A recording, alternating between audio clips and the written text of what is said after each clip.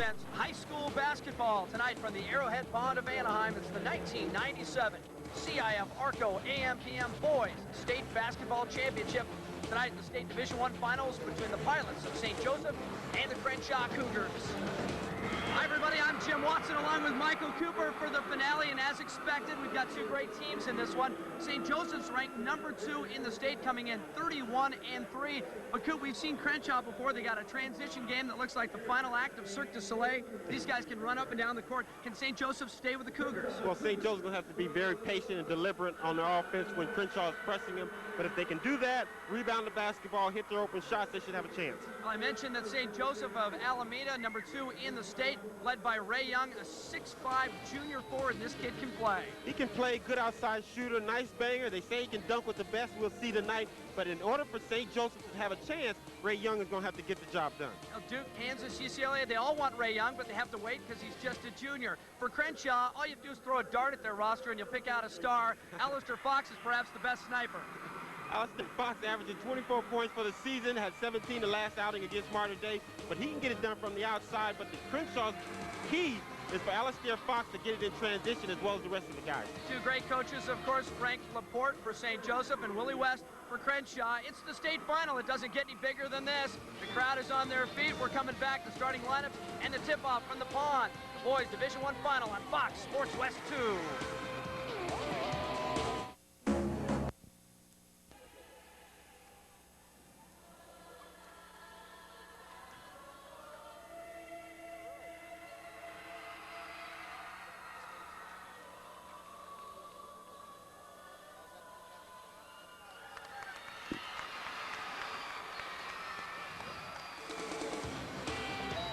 Fox Sports West 2 presents the CIF ARCO AM/PM State Basketball Championships, brought to you by ARCO and AM/PM, proud title sponsors of the California Interscholastic Federation, and by the new Dodge. See your Southern California Dodge dealer today.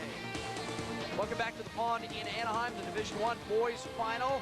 Crenshaw and St. Joseph. Take a look at the starting lineup for the visitors from the north. 31-3, the St. Joseph Pilots. Coop, we know about these guys, especially Ray Young. He's the guy that's going to have to get it done for them. Well, it's Blandon Ferguson forward, Ray Young is the other forward, Fulcher at the center, McCullen, and Morass at the guard position. So, again, we've got the Pilots get their work cut out for them tonight. Frank Laporte, only one of 3 coaches in state history with over 700 wins. He's got 735 coming into this one. On the other side of things, Crenshaw, you know all about them. We've had them on a couple of times on Fox Sports West 2. And Alistair Fox, Bradley, Sherricon Jones, Hadley, and Garrison are the first 5, but we'll see probably 13 or 14 guys before it's over. And of course, Willie West, the head coach, looking for yet another state title. We'll talk about his big numbers, 5 LA City championships. In fact, they've been in this game 4 of the last 5 years they played for the state title. Here we are, ready to tip it off, the boys Division I state final. Sherricon Jones, number 44, jumping against Ray Young, 34 of St. Joseph. Quickly, Kevin Bradley.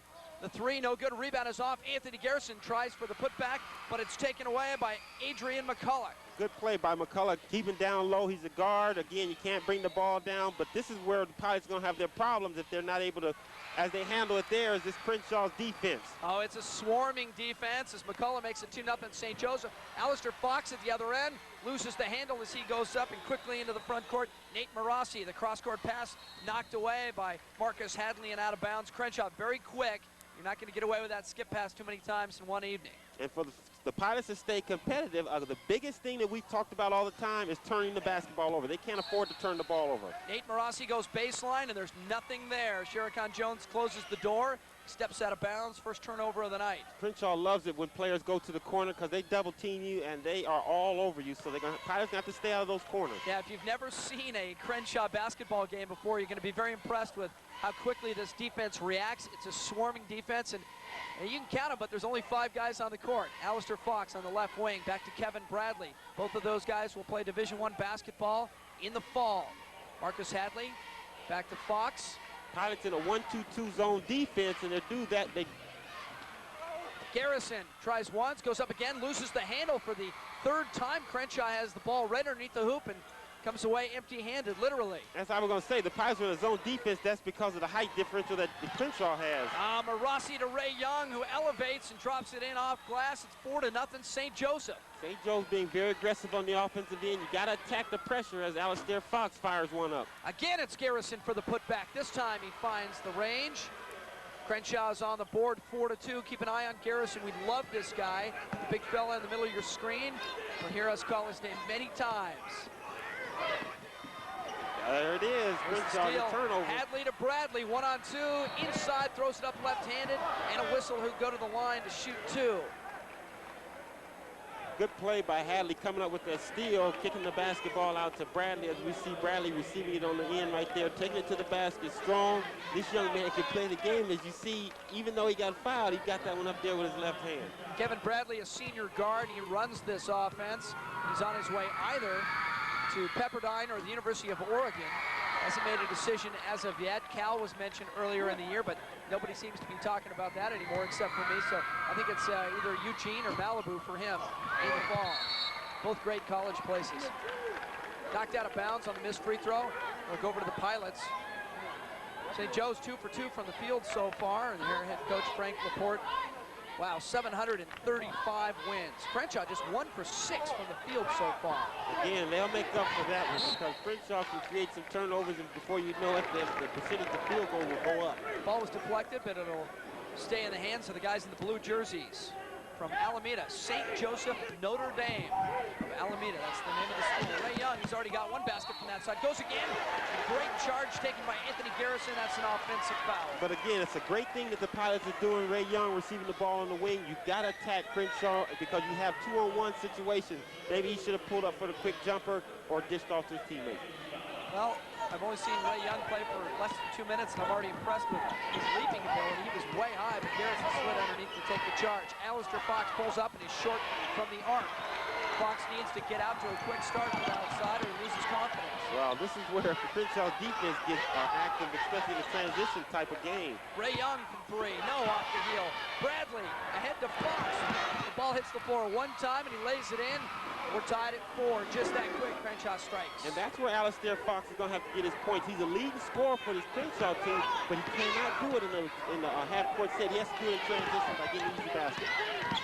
Marassi and McCullough break the press, and we'll set things up. Marassi, 20 feet right side, back to McCullough.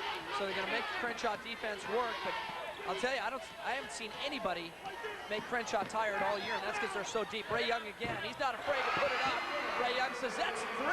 Ray Young got a good stroke on his jump shot. He's not afraid. The Pilots know he's their go-to guy, and he takes the shot. 7-4 St. Joe's. Inside Garrison. Shorts. And I think he thought somebody was going underneath him, so he looked a little intimidated. McCullough, good call for the carry. And that was created by Kevin Bradley coming up from behind. So even though Crenshaw is scattered on the floor in the transition attack by the Pilots, they got to be careful because Crenshaw is great from coming from behind and flicking the basketball away. Here comes Brian Reed into the game already. Again, if you haven't seen Crenshaw play, they go very deep into their bench. And you watch, I'll tell you about it, but you'll have to be your own witness. It doesn't drop off much as it goes down the bench. In fact, it might get a little bit better with Marvell Washington coming into the game, too, for Sherricon Jones.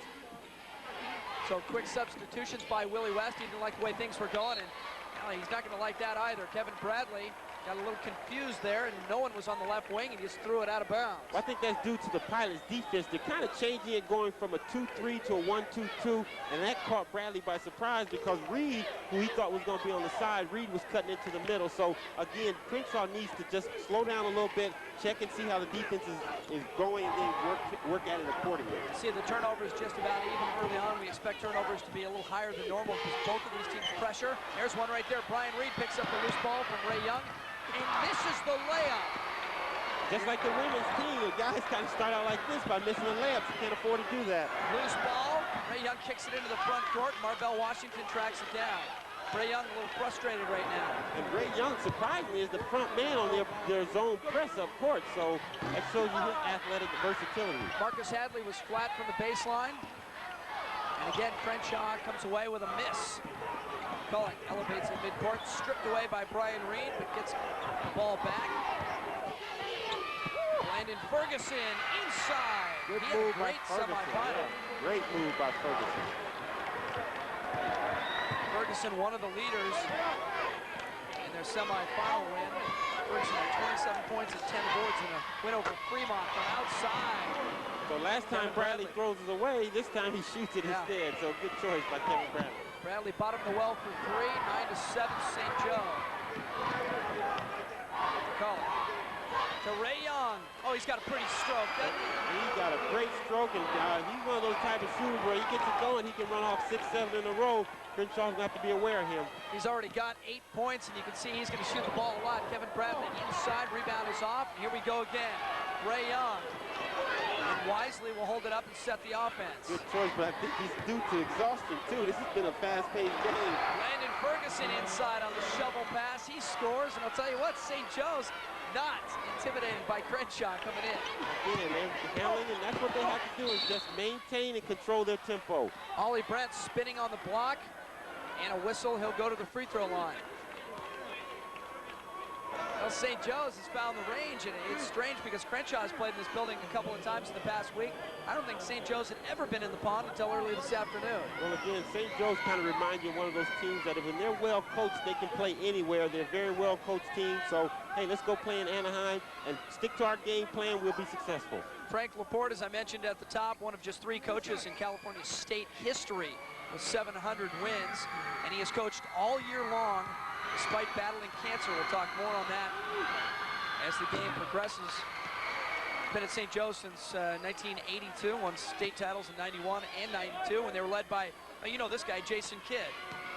Yeah, Jason Kidd. 5 CIF titles on the North Coast. Free throw is missed. It's still 14-7, 2:45 to play in the opening frame from the pond in Anaheim. St. Joe's 6 of 7 from the field so far. Inside Landon Ferguson, he's got a couple of quick baskets. That's the first time I've seen Crenshaw players where opposite opposing team is able to split their double team trap, but I don't think the Pilots, as Alameda scores it down low for Crenshaw, will be able to continue doing that to the Crenshaw defense because eventually they're going to start getting their hands on that. You must move the basketball in this type of pressure. Crenshaw just 4 of 13 from the field right now, including that last basket by Brent. A buzzer, a whistle, and a timeout with 2:12 to play in the first quarter. St. Joseph 16, Crenshaw 9. It's the boys Division I state final. It's right here on Fox Sports West 2.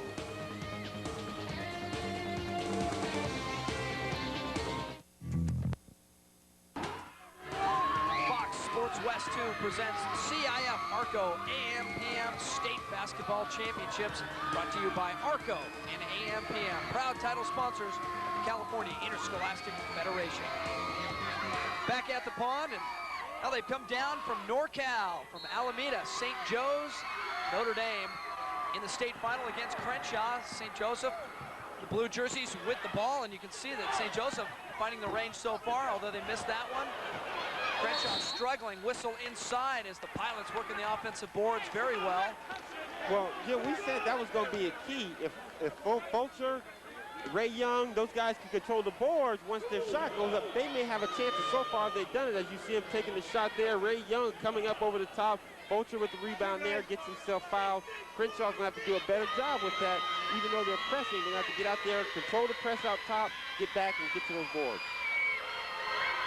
Crenshaw definitely with a size advantage inside. Not only are their players just bigger, but boy, they are leapers. But these guys here, the Pilots here, Ray Young and this young man right here, Rashawn Fulcher, are thick. They're not that tall, but they're thick guys and pretty muscular guys, so they can hold their own under there. Free throws are good. 18-9, St. Joseph on top. Kevin Bradley penetrates, gives to Marcus Hadley. Good shot. 18-10 now is Hadley. 6 feet. Here comes the Crenshaw press again. Brian Reed at the point. Finally, they got someone in the middle. Their coach is screaming that Ray Young cut to the middle because Crenshaw will eat you alive if you don't have a person in the middle. St. Joseph a little sloppy. Ray Young fakes the pass, then pulls it back and knocks it down from 15 with a big grin. He trots down court. Got the young man there. He comes up with almost a great steal there. This young man can play the game. He's confident about his game, and that was an excellent play where he catches the ball, fakes the pass. The defenders went with the fake, and he came down and knocked down a nice little shot. He's playing in the big house. He's playing well. It's on TV. He's got his tongue out. He's having a good time. Usually doesn't last against Crenshaw. He's a unique young man. I see why he got all the big-time colleges looking at him, because he's an interesting kind of player. Duke, UCLA, Kansas, they all want him. Loose ball. Nate Rossi pulls up and shoots. I think it might have been a three. I don't know what that was all about. He pulled up on a fast break. They must have a lot of confidence in their perimeter shooting. Brian Reed from outside the arc. This young man does. He shoots the basketball. He's one of the best catch-and-shoot players on Crenshaw's team. 20-14 now. 55 seconds to go in the first quarter. Ray Young against Marvell Washington. Good open look to the man down low, Rashawn Fulcher. Misses once, goes up, ball knocked out of bounds, and it goes over to Crenshaw. You know, the Pilots, Fulcher, Young are short, but they play big. As you see right there, Fulcher's not afraid to take that ball to the middle of the basket, and he has the ability to rise up over the defense and get his shot off. Sherricon Jones is back in, number 44 for Crenshaw. And at the point now, Brandon Hawkins, number 12. You know, Jim, I see Ray Young and Fulcher, you know, hanging on to his shorts. This torrid pace has to go on for 3 more quarters, so they better pick and choose when they're going to get some rest. Loose ball inside. Fulcher comes out with it quickly ahead to McCulloch. McCulloch spins against Alistair Fox, throws it up, get a bounce. Oh, great play. The fans here are going crazy for that one. Great play. That was very sweet and a little bit lucky, but a nice move nonetheless. 22-14 St. Joseph. 14 seconds to go. Alistair Fox from outside. No. Chased down by Nate Rossi. I don't know if the Pilots can handle this pace. They're doing a good job now, but I think it's eventually going to wear them down because Crenshaw plays like this for the whole time. Sherricon Jones with the steal, and he drives with 1 second remaining on the clock. He was fouled. Nate Rossi called for the reach. And Sherricon Jones will go to the free throw line. The first foul of the night on Nate Rossi. Looked like he took one on the mouth. That's one of the unique abilities that Crenshaw has. Everybody gets active into their defense. Sherricon Jones being the center. There he is slicing up in the passing lane, comes up with a steal, and gets himself to the free throw line. Brian Reed back in. Marcus Hadley is out. I told you they got a turnstile at the end of the Crenshaw bench. Sherricon Jones at the free throw line, a chance to cut the lead to 6 if he makes them both. 1 second to go in the first quarter. Free throw is perfect. Nice to see the big kids shoot free throws well. Think Ray Young can get a shot off in 1 second? Yes, I do. Okay, we'll see. Second free throw, dances around and falls. Ray Young's going to take the ball out of bounds, and that will be the end of the quarter as Rene Jacques holds on to it and expires the time. So St. Joe's comes down from Alameda and puts up a good first 8 minutes. 22-16. We're coming back. Second quarter just ahead on Fox Sports West 2.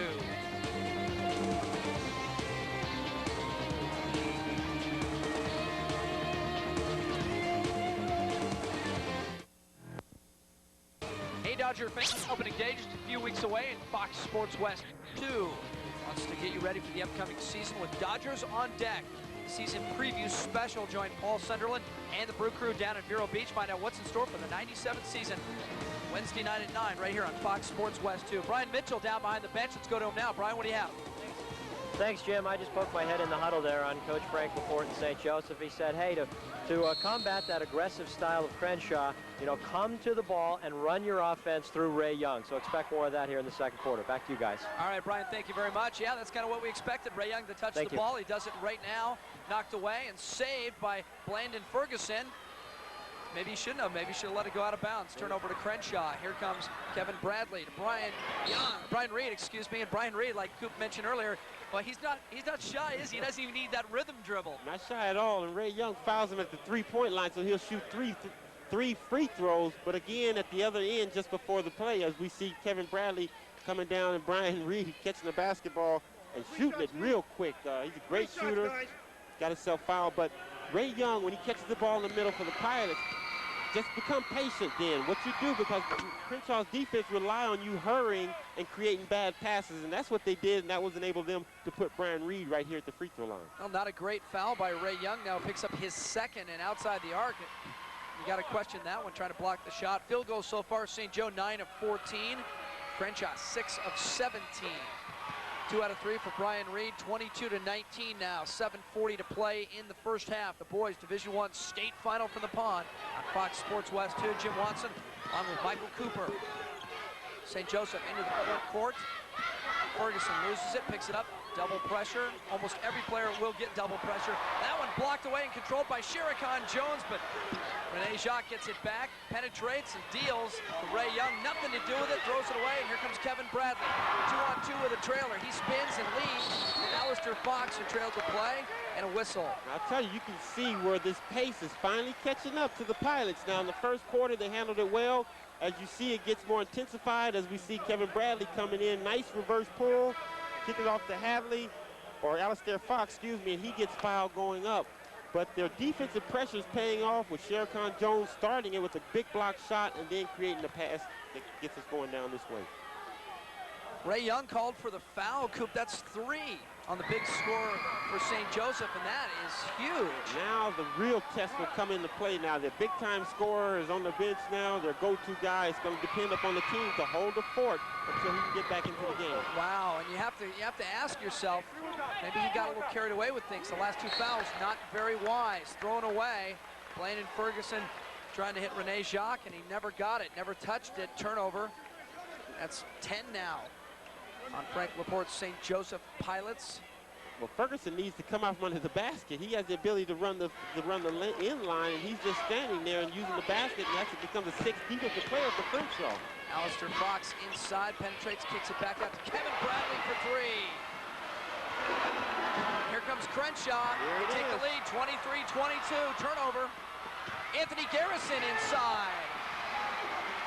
Boy, they can turn so quickly. And Frank Laporte immediately says, give me a timeout. I need to pull my guys over. Crenshaw back in front with a blistering run, 25-22, the Cougs. We come back to the pond.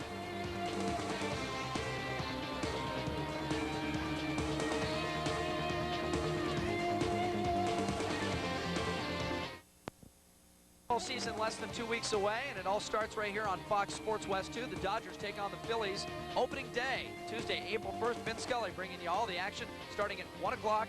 Don't miss the excitement. The first Dodgers season on Fox Sports West 2. Well, Willie West brought the press back, and it obviously had an effect. A 9-0 run in the second quarter, 11-0 Crenshaw run, counting the 2 free throws made at the end of the first quarter by Sherricon Jones. And Willie West just turns it on for him. I love it when Crenshaw goes into this as the Pilots go off and get again, another quick shot that's going to probably create a Crenshaw basket, because they got it going now as we get they call traveling. Kevin Bradley stumbling through the lane. He thought he was fouled or at least tripped. You know, the Pilots, I thought, just as we start the second quarter there, they come back out of timeout. Crenshaw's back, and everybody's back below the free throw line. As soon as they come across half court, the defense gets frenzied and they start attacking. So the Pilots have to be prepared for that and just make the appropriate passes. Sean Fulcher down underneath, gives to Blandon Ferguson, but a quick whistle. St. Joseph been held to 1 shot the last 3 or 4 times down. Hard to shoot the basketball when you're turning it over. They just have to be disciplined and be patient. That's a key whenever you play against Crenshaw. First foul on Kevin Bradley. We'll keep an eye on that situation, but Ray Young on the bench for St. Joseph with 3 fouls. Is in the corner, Adrian McCullough knocks down the 3. They needed that one bad. We're tied at 25. Big 3 there. That was a nice shot by Adrian. Yeah, first points of the second quarter for the visitors from Northern California. Knocked away. Sherricon Jones touched it last over Blandon Ferguson, and so it'll be St. Joe's ball. And the key for Crenshaw is we see Alistair Fox force up that last shot. The way they got back in this game is by being patient and playing defense. You can't force shots against this team. Alistair Fox 1 for 6 from the field. Sean Fulcher inside, not once but twice. Good shot by Fulcher right there. Staying with the second level. Kevin Bradley hustles it into the front court, gives to Brian Reed. Poke checked away, he controls, back to Bradley at the top. Pulls up from 17 and finds the bottom of the well. This is something that Kevin Bradley can do. When other guys are scoring, he distributes the basketball. When the offense is struggling, he can score. He has that ability to create his own shot, and he's done a good job right this there. Good press break by St. Joe's at the other end. Rene Jacques loses the handle going up, and then I think stepping out of bounds was Kevin Bradley. And the Crenshaw bench, very animated. Even Willie West came up. He didn't like that. That's a pretty good play for your point guard, Kevin Bradley, who's back on the 3-on-1, and he comes up with the play. The Pilots got to do a better job at that. They got to score the basket when those are in those opportunistic times. Willie West, when we asked him, what do you know about St. Joseph's, he said, I saw a picture of him. And so he said, I don't do anything about who we're playing. I just work on what we do well. And at Crenshaw, they do a lot of things very well. It's one of the great things that great teams do. You don't worry about who you play. You just be disciplined in your play as we get a foul right there. But sometimes a picture's worth 1,000 words, and the Pilots are holding their own here. Very good, Coop. Very good. Jason McGlaston, number 22, went strong to the hole and then strong to the floor. He'll go to the free throw line. As you see him penetrating there, going up, Addison got him, but Sherricon Jones gets the foul coming over the top. I think Jason put a little artist license in this one. A little bump by Sherricon. He went flying against the standard. Gotta get yourself to the line when you're a small guy. I know about that. Oh, yeah. Flop all over the place. This is the free throw, a chance to put St. Joseph back in the lead. It's 27-all right now, and yeah, the Pilots in front now, 28-27. Well, the Pilots are doing a good job just staying consistent. That's what you have to do when your leading scorer is down.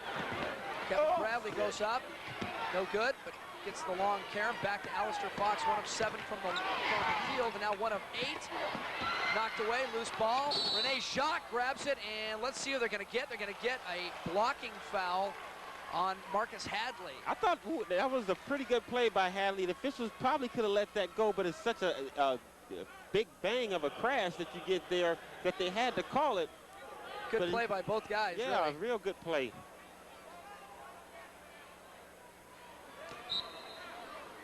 On the side, Rene Jacques to put it in play. This is McGlaston, who's come off the bench for St. Joe's. They lead by 1, 4:50 to play in the half. You gotta love this Crenshaw defense. I mean, whether they're going zone defense or man-to-man, they're up in your face. They're making you play the game. Adrian McCulloch, no. Rebound off McGlaston inside. This is Fulcher going up and getting stripped, and he says, yeah, you bet. I'm going to the free throw line. I'm working hard down here. I like Matt Fulcher. He's playing real big despite his size. He's getting the ball down low, very strong guy, making some good, strong offensive moves to the basket, enabling him to get to the line. Willie West going to the bench, but you can say that pretty much any time during the game. Marvell Washington is back in for Anthony Garrison. And they're going to make another substitution. Robert Mitchell comes in for Hadley. Again, I think that, well, we'll see if they drop off, because Hadley's probably the 15th best individual defensive player. But you know, Coach West put Mitchell in for reasons. He might be the best scorer on the team, so he's going to put one in for another for something special. Yeah, at Crenshaw, if you start, it doesn't necessarily mean you're one of the best 5 players. He tries to keep the units balanced. Yeah, they'll go into their third unit on the bench, their third set of 5 guys, and they just don't drop off, and it's relentless, and they pressure you end-to-end, up-tempo style. They run, they can all score. St. Joseph doing a pretty good job so far, leading 30-27. Signals crossed inside as Mitchell. Again, St. Joe's needs to just, with the St. Joe's up 30-27, just be patient. Now, Crenshaw has to attack them, make the game. All they have to do is just let Crenshaw's defense make the mistake like they're doing now, being patient, and they will get the score. Yeah, that's exactly what they're doing. Brandon Ferguson, in no hurry, the cross-court pass to an open Adrian McCulloch for 3. That would have been a big basket. Rebound to Brandon Ferguson. It bumps bodies. Comes up short on the effort. 2 Cougars fighting for it. Robert Mitchell comes up with it. That was a pretty good play by the Pilots. They moved around till they got the shot they wanted. Alistair Fox from the corner. He is struggling. Fulcher and a reach around and a foul in the backcourt. Marco Winfrey. Well, when Fulcher got his hands on the basketball, he had 3 Cougars around him, and I'm pretty sure neither one of them were going to take the ball from him. That is a very strong young man right there. Well, Willie West has a decision ahead of him. Do you keep giving the green light to Alistair Fox? Well, he's going to get a red light, or at least a yellow light. Now he's going to go sit down for a while. He's 1 of 8 from the field, and he is their big scorer. Although there are other guys who can pick up the slack, but you can see it. Shot goes up, Fulcher with the rebound right there, and I mean, Winfrey with the reach around. First foul on Winfrey, and that's a guy we haven't seen a whole lot off the Crenshaw bench. He's come in spurts. Comes in very flat. St. Joe's now on their own 8-2 run. The shot from the corner, Brian Reed, and his 2 is flat. So most of the Crenshaw players have been short.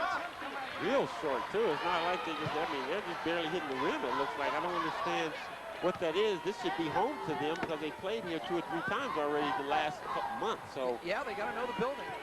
Bradley at the top. Got good a crowd for the depth perception. And this young man here, he's been hitting his shots. Unfortunately, he didn't make that one. Here come the Pilots. McCulloch again into the front court, weaving his way through the Crenshaw press down low. Fulcher back outside, in and out on the three-point attempt by Rene Jacques. That one was deep and came out. You know, and we just suppose the Pilots lose this game. They're going to think about a lot of these open shots. When Crenshaw is playing the type of defense it's played, you get the opportunity to hit an open, wide open shot, you got to make it. And they've had 2, and they've come up short, unfortunately, the last couple of times down the floor. Well, I don't know what Rashawn Fulcher just told Frank Laporte, but he didn't buy it, as you saw by the look on his face. Second foul now on Rashawn Fulcher. Free throw no good. And this ball thrown cross court and grabbed by that was coming to you, yeah, I was ready to lace him up. It's the old instinct. It just keeps coming back. A hang in the lane by Adrian McCulloch and a whistle. The Crenshaw folks say, I don't think so, but the officials will give the last word on this one. Well, the one special thing about Adrian McCulloch is this young man competes, and as he goes to the line there, he makes the officials make a call. A good job. It looked like a good block, but him hanging in the air, probably the player came across his elbow, but he gets himself to the line. Adrian McCulloch, 5'11" senior guard at the line. Comes in averaging just over 9 points a game. 5'11", Jim. He's stretching to be 5'5", but we got it on paper. It's 5'11" here. So 5'11" we'll go with. Yeah, well, if you've ever read a program at a sporting event, you know that they're merely suggestions. Okay, there you go. Yeah, you're right. I remember in high school they listed me a lot taller and a lot heavier. I asked the coach, and he said, "That's to psych the other guys out." Like 5'9", 135 was going to psych anybody out. 3 minutes to play in the first half. St. Joe's on top, 32-27. Crenshaw, the number 2 ranked team in the state. Excuse me, number 4. And St. Joe's is the number 2 ranked team in the state. Brian Reed from the corner. That's a three-pointer. Well, he's adjusted. Maybe just that side of the floor, but he comes to the other side and knocks the 3 down. Reed's got 9 points now. Into the front court. Jock deals to McCulloch and another whistle. Went to the wrong man. He had Fulcher to the right. I mean, all they do is get it to him. He had a layup, but again, it worked out well for him because McCullough's at the line for 2. I think Fulcher agreed with him. Fulcher is his own man in his own world out here. He told the coach something. You say the coach didn't feel, so hey. Second foul on Marcus Hadley. Brian Reed now goes out. Really have to keep an eye on the Crenshaw bench. Alistair Fox is back in. We'll see if the rest did him any good. He was 1 for 8, I think. You know, first 8 tries. Coach West has a, well, I won't say it's a funny thing because the winning formula he has, obviously, with all the state championships and Seattle titles they got, but Reed just knocked down a shot and he takes him out of the game. So maybe that's an individual thing where he's working on one player or another. St. Joe's, of course, playing without Ray Young. He has 3 fouls. He picked up 2 in a 1-minute span. He's been out for an awful long time. Young had 10 points before he sat down. He's been out a couple of minutes now. From the top, Alistair Fox misses again, and he's really trying to guide it now. Yeah, he's really trying to guide it. Instead of just shooting the basketball like he normally does. But again, in order for him to get back into this game, he's going to have to do it on the defensive end to get himself an easy basket, and then his shot will fall. Build the confidence. He's 1 for 9 right now. Brandon Hawkins in the corner against the St. Joe's zone. And Crenshaw's going to have to hit from the outside because there's nothing inside. Hawkins runs the baseline. Bradley tries to hit him. Pass goes behind him and out of bounds. But Bradley screaming and pointing at his eyes, say, see me, I see you. So, I mean, if you're cut up under the basket, Magic used to do that. You cut under the basket, you're open, he can get you the basketball. Bradley can get it, so you got to be looking for it. St. Joseph by 3. Sean Fulcher out now for St. Joe's. Brian Reed is back in. Brandon Hawkins is out. Shericon Jones is back in for Crenshaw. Marcus Hadley is back out. So it's a thrift sale here, a fire sale. The guys are in and out. But it's a winning formula for Coach West at Crenshaw. Well, he's really just been about 1 player away with the 5 he's had on the court. They're missing a scorer right now. They haven't had anyone who can score consistently for them. Almost an over and a back, but it doesn't count. Blandon inside, too strong. And a whistle and a foul, and this one will go on St. Joe's. For 35, Andre Brewer, 6'9" junior. What young people don't understand at this level, and I mean, eventually, hopefully they'll get to it as we see them coming down.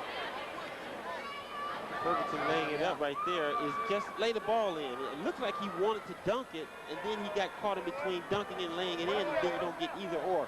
In high school game, especially in a pressure situation, lay the ball in. It's worth 2 points whether you dunk or lay it in. So, again, maybe that's food for the future for him. Ollie Brent is also back in, but he misses that free throw, and another whistle. Crenshaw 0 for 4 from the free throw line. Ollie Brent is 0 for 4 from the free throw line, excuse me. Well, free throw shooting may come into play for this for Crenshaw. They have not shot the ball well from the free throw line at all. Or from the field. Yeah, but they can make up for that with steals and hopefully get in transition. But if this team gets wise and they're not hitting free throws, you foul them, put them at the line, and take your chances from there. Jones called for the foul, his second. Blandon Ferguson at the free throw line. You mentioned that last layup by him, and I think a lot of guys at this level, especially when they play in the pond or a big arena, they want to dunk in front of their friends, and as they leave the floor, they think this might be my chance. Instead of just laying it in like they might in the home gym, they get a little carried away with things, and then they're indecisive. They get caught in between. Well, if your fans, you lay it in and you win, they'll call you a champ. But if you lay it up and miss it and you lose, then you're a loser. So I'd rather have that. But again, that's what they have to understand, and hopefully he will. St. Joe's by 5. Kevin Bradley inside, misses, rebound, Sean Fulcher. That's a great rebound. Here we go the other way, Jason McGlaston. Got two guys on the left side, but stripped away. Brian Reed comes out with it. Alistair Fox, he needs an easy basket. He gets shut down. Great defense by Adrian McCullough. Here we go again. McGlaston, the cross-court pass inside, whistles. Blandon Ferguson went up with two guys all over him. The ball was rejected, but lots of contact. Well, Jason McGlaston, first of all, passes off to Blandon, and Blandon catches it. Kevin Bradley, who is known for blocking shots, along with Alistair Fox, that's their starting backcourt, defending the basket in that athletic way as he makes the first free throw. The guards for the Pilots have to, and we just saw a 3-on-1 situation, Buff, have to make those count, because those are the only chances if you don't get it. Easy baskets against the Crenshaw team. Did you see how high Kevin Bradley was? Kevin Bradley has the ability to go up. You think he's going to block with his right hand and then come back. He's up so high, he blocks it with his left. He's only 6'1", but boy, he can sky. As the young people say, he got hops. He got hops, yeah. Brian Reed in the corner. He just hit a 3 from there a while back. Alistair Fox. He used to just shoot the basketball, I think. Fox, when he catches it and got a good look, shoot it. Rashawn Fulcher with another good defensive read and react, stepped in front of the entry pass and took it away. There we go, other end. Another 3-on-1 Fulcher. that they don't get. As it roll out, Rene Jacques fighting for it, out of bounds, Crenshaw ball, and you can see Fulcher frustrated as he throws his hands. You know, Jim, and I don't want to say this as the official changes his call. First he gives it to Crenshaw, now he's giving it back to St. Joseph. I think he just pointed the wrong direction. Okay. And when he saw the players run away, he said, no, that's my bad, I just pointed the wrong way. The Pilots have to score 3-on-1, and right now they're a very selfish team. It looks like everybody wants to get the job done themselves, but Crenshaw relies on that, because if you're a selfish team, Crenshaw will eat you up. These guys got 3-on-1s. You got to pass the basketball and get the layup. How about this, Coop? St. Joe's able to build a 7-point lead at 37-30, but they've been 0 for 6 on their last attempts from the field. They've gotten 10 points from the free throw line. Well, Crenshaw isn't helping at all because they're not scoring, so that helps St. Joe's. From outside, McGlaston has it roll off. Now McGlaston has to play defense. Alistair Fox, he needs one bad. He doesn't get it. The putback is in and out by Marcus Hadley, and it rolls out of bounds. Crenshaw will keep it, but you can feel it, the frustration starting to build for the Cougars. Well, Alistair Fox, again, that was his best-looking shot he's taken. Again, it's just not going in, but that was a good shot. He didn't look to guide it. He shot the basketball, but you could tell he was still thinking about it. Willie West staying patient. Alistair Fox 1 for 11 from the field. 19 seconds to play in the first half. Fox again, he's 0 for 5 on threes. Now he's 0 for 6. Hadley inside, two guys hanging all over him, and he draws a whistle. And that one was way short there, so he's looking to the bench, and I'm pretty sure he's thinking about it now, and just instead of just playing the game. You take a look at it again. It all starts with another miss by Fox outside. That one wasn't close. You know, it looked like it might have been blocked by the big guy. throw. Hadley leaning it in. 37-31 now. Brewer looked like he got a piece of Alistair Fox's shot, because, I mean, the angle was off to the middle, and it was really short. He's not that bad of a shooter, Jim. Landon Ferguson back in now for St. Joe's for the last 10 seconds. That one rolls in.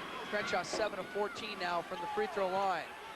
Last chance for the Pilots here. Another 3-on-1. Oh, that's a pretty move. Sean Fulcher inside. He scores, and that is the half. 60-footer by Crenshaw. The Pilot team is fired up. Yeah, St. Joseph 39-32 after 2 quarters. We'll take a timeout and come back and talk about the first 16 minutes at the Pond.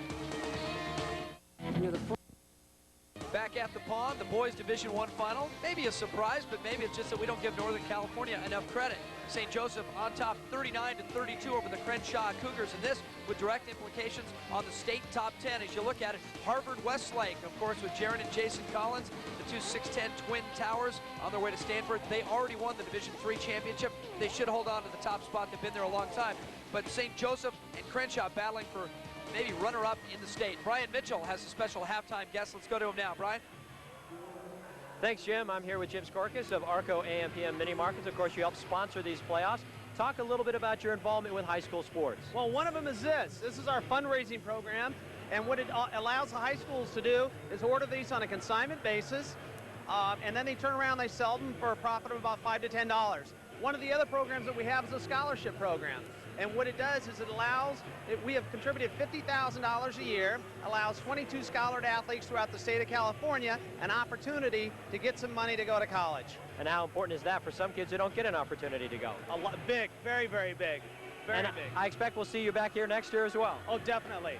Definitely. Thanks a lot for your involvement, and we'll see you next year. Thank you. All right, Jim, back to you. All right, Brian, thank you very much, and a special thanks to Jim Skorkis and all the guys at AM, PM, and Arco for helping out with CIF Sports on Fox Sports West 2. St. Joseph's by 7 at the break. We'll come back to the Pond. More halftime festivities after this.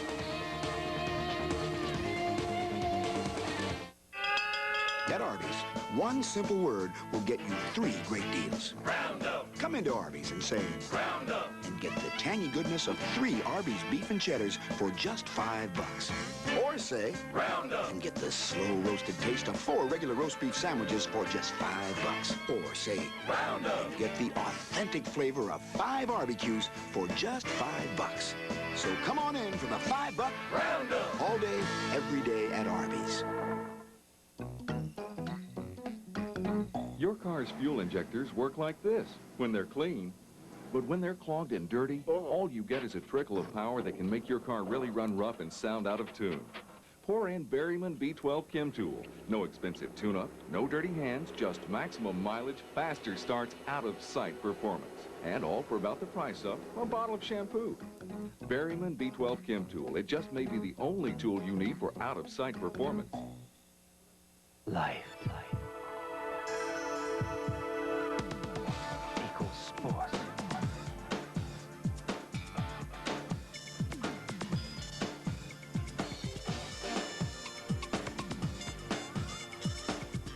Equals thirst.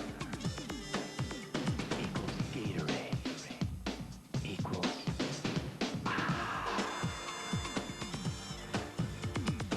Life is a sport. Drink it up. 5, 4, 3, 2, 1. Wait is over. Dodgers opening day is almost here, and Fox Sports West 2 has it. The heavy hitters, the monsters on the mound, the complete blue crew is coming to Fox Sports West 2. We have 40 regular season games live, and it all starts Tuesday, April 1st at 1 p.m. when the Dodgers battle it out with the Philadelphia Phillies, exclusively on Fox Sports West 2. Back at the Pond, halftime, the boys Division I state final. St. Joseph, Notre Dame of Alameda on top of Crenshaw from Los Angeles, 39-32. And well, surprisingly, St. Joseph still leading despite Ray Young being out most of the first half. As we see the ball being turned over right there, almost as he gets the ball back. Great fake by Ray Young, and he nails it down. And that's the one he was really, really all smiles about. Ray Young, the leading scorer for St. Joseph with 10, but Landon Ferguson and Adrian McCullough obviously have evened things up there. They each each have 10. Nice balanced scoring. Rashawn Fulcher has thrown in 8. For Crenshaw, they have needed a score, and they haven't really found one yet, although Brian Reed has done the job from outside. Well, Brian Reed's their best catch-and-shoot player, as you see him knocking it down right there. He can catch the ball and shoot it. Kevin Bradley is the one that gets it done for him, though. But Brian Reed, 9, Bradley with 8, Marcus Hadley, Anthony Garrison, 4, and Alistair Fox, their main go-to guy, has only 3. So I think that is the big problem that Crenshaw is having right now, is they're not getting him involved in the offensive line. Jim Watson along with Michael Cooper, just in case you missed us at the top. And, you know, it's surprising that Crenshaw is struggling in this building. They've been here before the last couple of weeks. They won the Southern California Regional Final here. But in the second quarter, Coop, 4 of 17 from the field. That's not going to get it done. Well, they're not shooting the basketball, and I said get Alistair Fox more involved. They're getting him some shots, but he's thinking about his shooting woes, so he's not shooting it. He's trying to guide it. What he needs to do is relax, get his points in transition off of their defense. Everything else will fall into place for him. And the two guys who led Crenshaw in points in the regional final, Kevin Bradley and Alistair Fox, missed their last 11 shots combined in the second quarter. Those two guys got to change things around in the third quarter. If you're Willie West in the locker room, what do you say to Alistair Fox? He's a sniper. The only way for a shooter to get out of a slump, just keep pulling the trigger, right? Keep shooting, let him keep shooting as long as they're good shots. Can't take any forced shots or bad shots like the one he drove,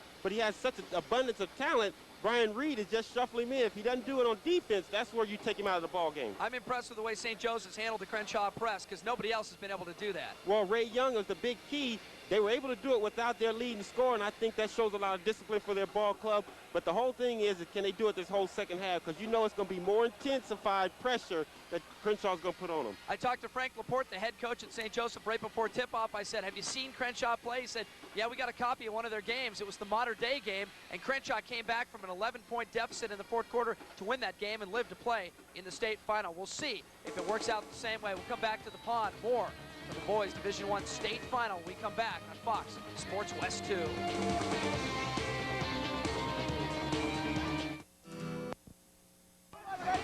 Well, the folks from Alameda enjoying the first 16 minutes of the boys Division I final at the pond. St. Joseph on top of Crenshaw, 39-32. Let's take a look at the tail of the tape for the first half. Halftime stats brought to you by the new Dodge. See your Southern California Dodge dealer today. What do you think, Coop, as we run down the numbers there? Well, the big key I see is 29% for Crenshaw. They're shooting. The starting guards are 4 for 21, which means they're not getting it done, and they're used to getting it done. So, again, it's going to be because of the bench of Crenshaw, the reason that the game is so close, and in order for them to get back in it. But I expect that to improve because their defense is going to really become up-tempo. Yeah, that's a big surprise, and I would be even more surprised if that trend continued. Let's go over to our Brian Mitchell, who's behind the benches. Brian, what do you have for us? Thanks, Jim. I just talked with Frank Laporte of St. Joseph out of the locker room. I said, what did you say to the kids to keep them motivated here in the second half?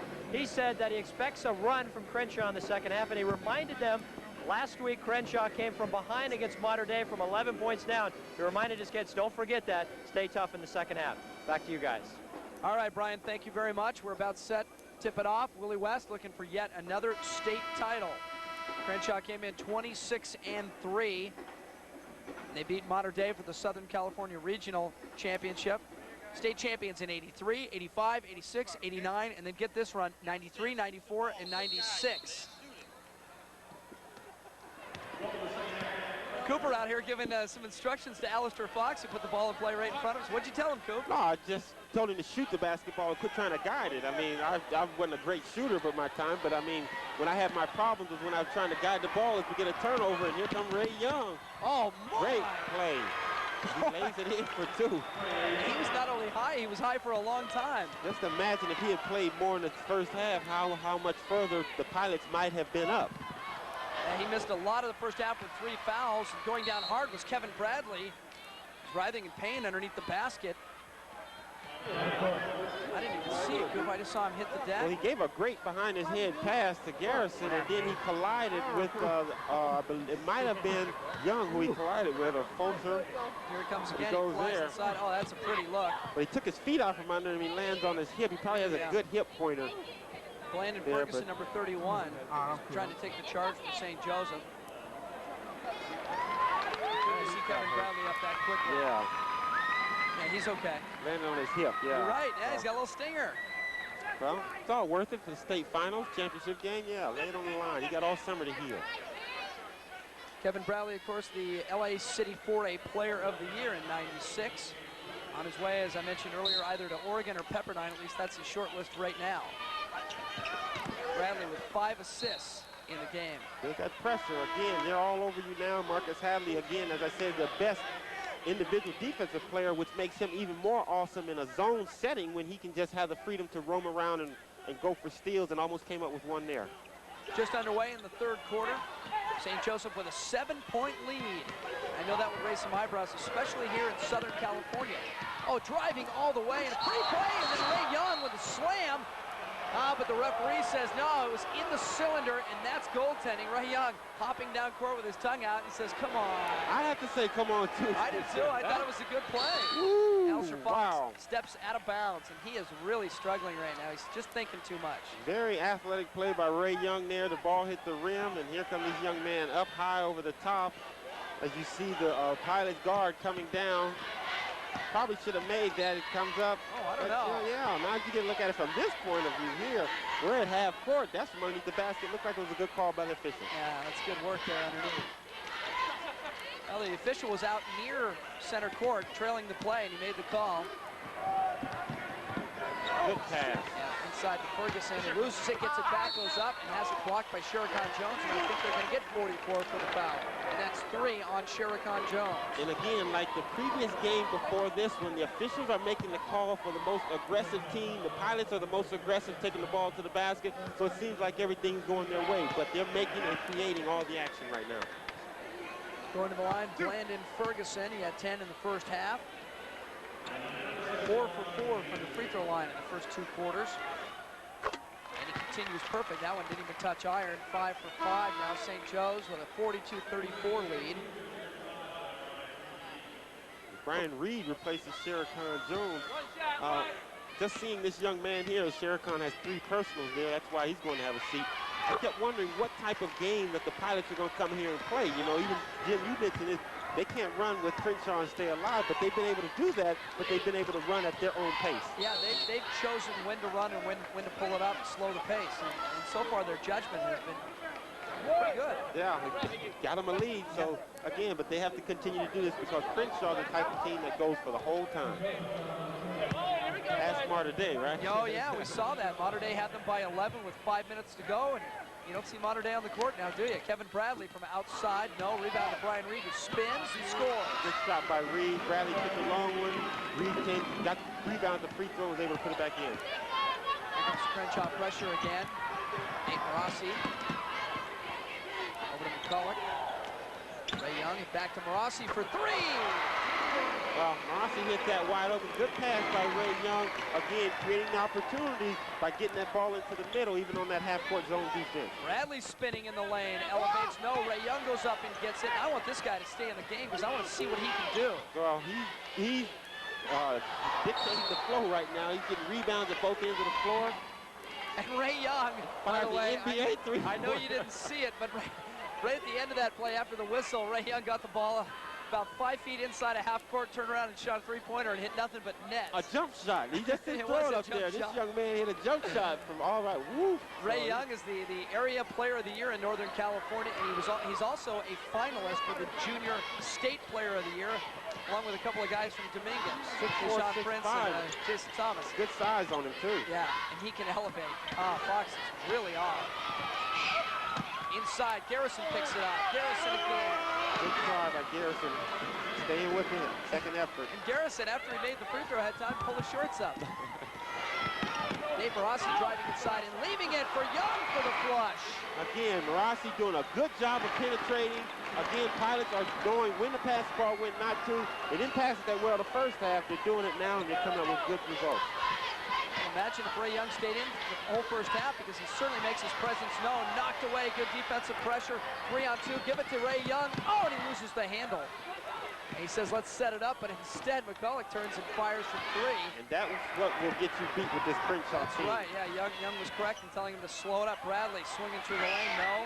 McCulloch fights for the rebound, and he and Garrison tie it up. The arrow pointing to St. Joseph. Well, as we said, that'll get you beat up. Unfortunately for St. Joe's is that Crenshaw didn't score on that play, but they had a second chance at a second opportunity down at this other end. The Pilots, you got to pull it out, set up the defense, set up your offense to get a good shot. St. Joseph by 10 points right now, and most of it has been because of Ray Young. He's been the man all year. He got 14 tonight. What did he miss? He must have missed 7 or 8 minutes in the first half. He had to, and I mean, his team did a good job of just holding the fort, keeping it even, and fortunately for them, they were up a little bit. Now he's back, and he's taking them up by 10. Brian Reed called for the foul, his first of the night.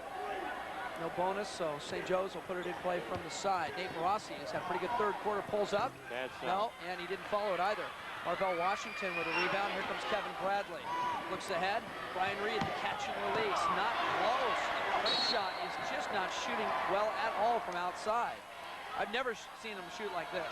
Never. I mean, like you said, we've seen them play a couple of times. You kind of think that there's a window open in here somewhere because they're coming up very, very short. As he catches it right there, one of the best catch-and-shoot jump shooters on the team, and just shoots an air ball. Well, perhaps they know we're here, Coop. Take a look at that. St. Joe's 15 of 34, Crenshaw 14 of 43. Inside, Fulcher strong, no whistle. It's been a good defensive play by Donovan Gaspard. Here comes Crenshaw. Bradley, crossover, down the lane, spins and wings. Great Pretty move. And you know what, the one problem about this game right now is Crenshaw has a game going their way. It's a ragged game, and I don't think the Pilots can play that way. Oh, Brandon Ferguson has his wheels taken out by Gaspard. Keeps his eye on the rack. He makes a good move and a good play, but it's still a raggedy-looking game, and this is the way Crenshaw can play because there's a rhyme to the madness that they have going. Brandon Hawkins gets credit for that, too, while sliding on his wallet. Nice putback. Yeah, you're right. Crenshaw loves to make it a messy game, to muddy the waters a little bit, to take your red out of what you want to do. It's all been controlled so far for St. Joe's. Young misses, but Fulcher is there for the putback on the backside. You know, we talk about Ray Young, but Fulcher is the reason the team is in the position that they're in. He's done a good job of keeping out of foul trouble and see where he wants to come out because he is very fatigued because the game is an up and down pace. But Fulcher coming up with second shots and getting the ball down low and playing big. Adrian McCullough has to sit down with 3 fouls. 3:48 to go in the third quarter. St. Joseph of Alameda, 52. Crenshaw of Los Angeles, 42. We're coming back to the pond.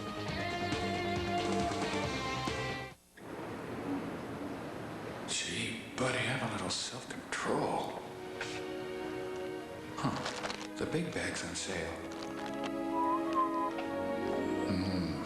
Corn dogs. Ice cold beer. Just a little ice cream. Almost forgot. Right now, get any 3 of these items in a fountain drink for $1.99 at AM/PM. What's he staring at?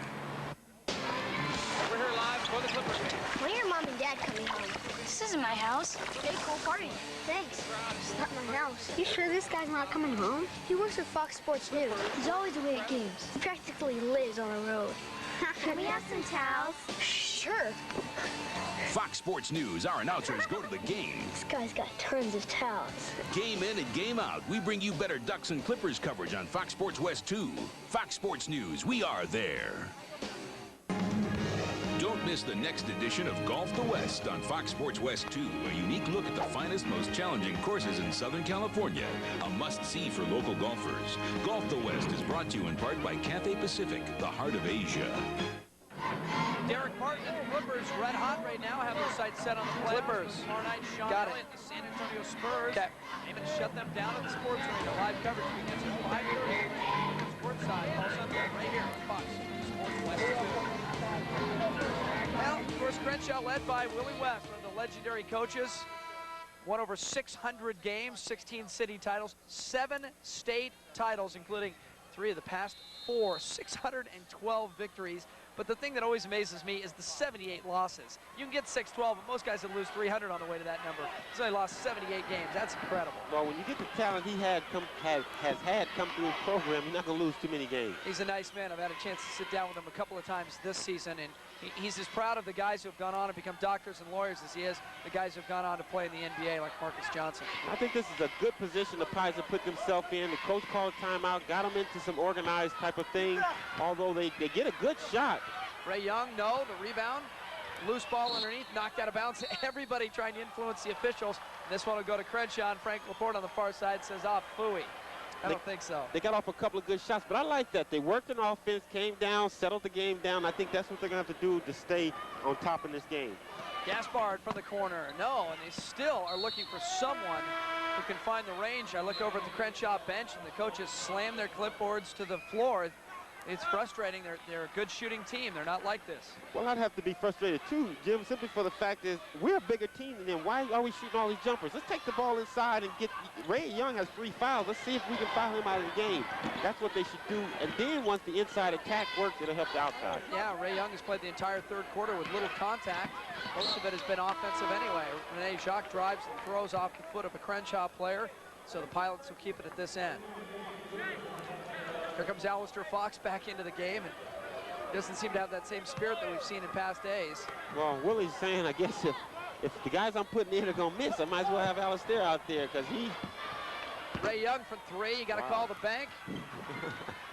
Not that time. Here we go. Brandon Hawkins into the front court for Crenshaw. Scans the floor over to Alistair Fox, and you can see he's just a different player right now. Hawkins outside to Bradley. No. Too many jumpers for Crenshaw. They need to take the ball to the basket, attack the basket. And it's that zone, that St. Joe's zone has forced Crenshaw to do it from outside. Double pressure in the backcourt, the throw up front. Blandon Ferguson gathers, and around the defender and scores. Good play. Again, the defense overcommitted itself, which enabled him to get open and shoot the basket. St. Joseph with a 12-point lead. Alistair Fox on the follow. That's what he needs to do is get some nice short shots. Quit shooting the long one. Take you a couple of dribbles, shoot something off the dribble. Ray Young. McGlaston behind his back. There's that defense. And there's the turnover. Alistair Fox picks his pocket from behind, pulls up from 17. In and out. Bradley inside. Whistle, wanted the extra one, didn't get it. You know, Crenshaw's very fortunate and lucky in the fact is that this game is hanging around 10, 11 points, and they still got a whole fourth quarter to play. So if they can just hang here, break into this, fourth quarter is going to be a whale of a ball game. Take a look at it again as Fox misses. Kareem Millkill gets the rebound and then finds Bradley. He's just standing around underneath. And you say, well, what's Bradley doing under there? He's a guard, but he's 6'1", and he can leap. Now, his height is true. 6'1", and he plays a lot bigger than his height. So Kevin Bradley's a special player for this team. Of all the substitutions that's going on, he's been the one constant out there the whole time. Free throw brings the Crenshaw Cougars within 9. Bradley made it, and then he turned around and looked disgusted with his effort. See his line, 11 points, 4 boards, and a lane violation. They wave it off. A lane violation on Crenshaw. The free throw went in. Now Bradley bumping out front with Adrian McCulloch. They both threw some forearms. Ray Young, strong one. And no way Brandon Hawkins is going to stop Ray Young when he gets a full head of steam. No way. Well, that's a strong young man there. Again, the defense, the offensive player for the Pirates was able to break through, get past, and once he got past, he kicked the ball to Ray Young, and this is where he's at his best, out in the transition on that wing, and he scores. Boy, he takes off and he lifts the landing gear. He just sails through the air. This is a solid young man right there. Great physical physique. I mean, he can play the game, and great shot. And just a junior in high school. Blandon Ferguson with the left. No, rebound off. May shot goes down hard with Marvell Washington. Arrows this time pointing towards Crenshaw. You know, this Pilot team is small, but their guys, Ray Young, Fulcher, McCullough, all of them, they play they're very athletic, and as we saw there, he goes to the basket. He's a right-hander and still was able to get that shot off left-handed. Blandon Ferguson had a great Northern California regional final against Fremont, 27 points and 10 boards, and he's been doing it here tonight as well. That's number 31 in the blue jersey. Bradley spins inside again, loses 3 guys, tries to finish with the left hand. Swatted away by Ray Young, and that's number 4. And that's what they need to do is attack him as Marcus Hadley came up with the second shot. Ray Young looked like a good block, but again, it's officials' call, but got himself to the line. As you see Kevin Bradley going right there, out-dueling Ray Young for that. And yeah, he caught the hand on through. Well, here's a better look at it. You can see, see if he gets a piece of the hand. Yeah, on the forearm. Forearm to forearm. And you can see he disagrees with it.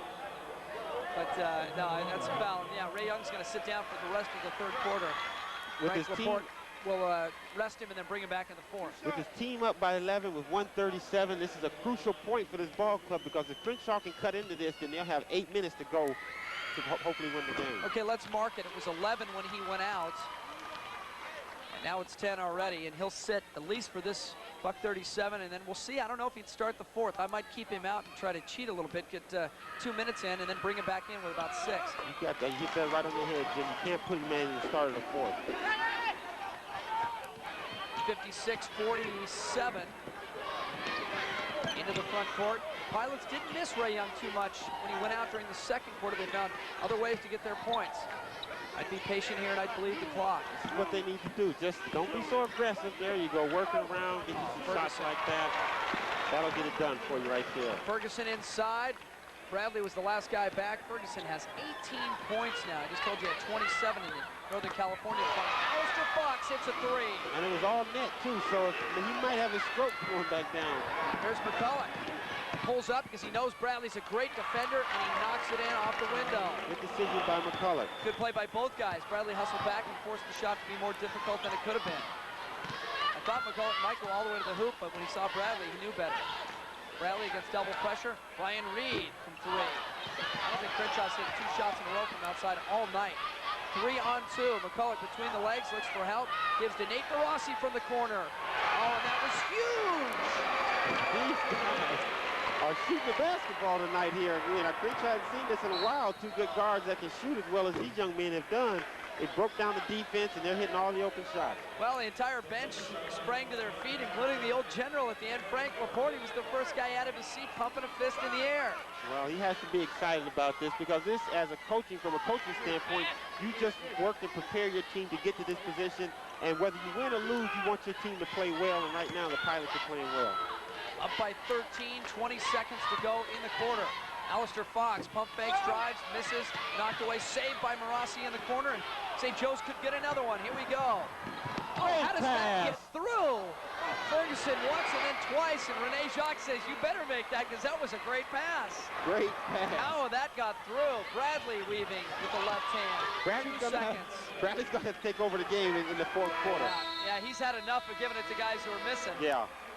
Well, when Ray Young went out, it was 11. They finished the quarter at 13. St. Joseph, 8 minutes away from their second state championship. But they have Crenshaw standing in their way. 65-52. We come back to the pond.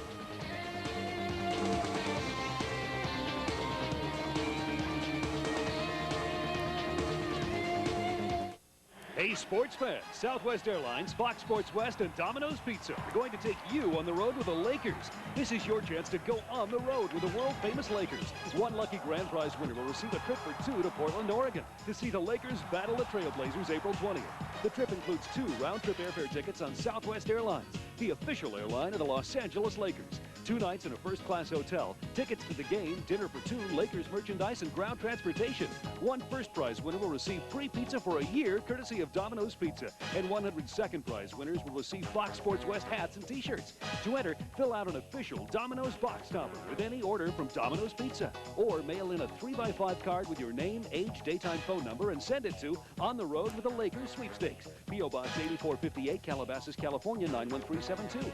There's no purchase necessary, and all entries must be received by April 3rd, 1997. Must be 18 and a resident of Southern California. It's the On the Road with the Lakers Sweepstakes. Enter today. If you missed Fox Sports News this week, you missed Cal coach Ben Braun right after his Golden Bears shocked the basketball world with a spot in the Sweet 16. We've played pretty good team basketball this year. Joining UCLA, Stanford, and Arizona to get some respect for the Pac-10. Pac-10 Invitational, Randy. And whenever history is made. Another milestone for Stockton here. Stockton reaches the 12,000 assist plateau. It makes me feel good anyway. At Fox Sports News, we are there. Well, it's been a long night for Alistair Fox, just 8 points, 3 of 16 from the field, 1 of 8 on threes, and if things that weren't going bad enough during the timeout, the official told him to tuck his shirt in, too.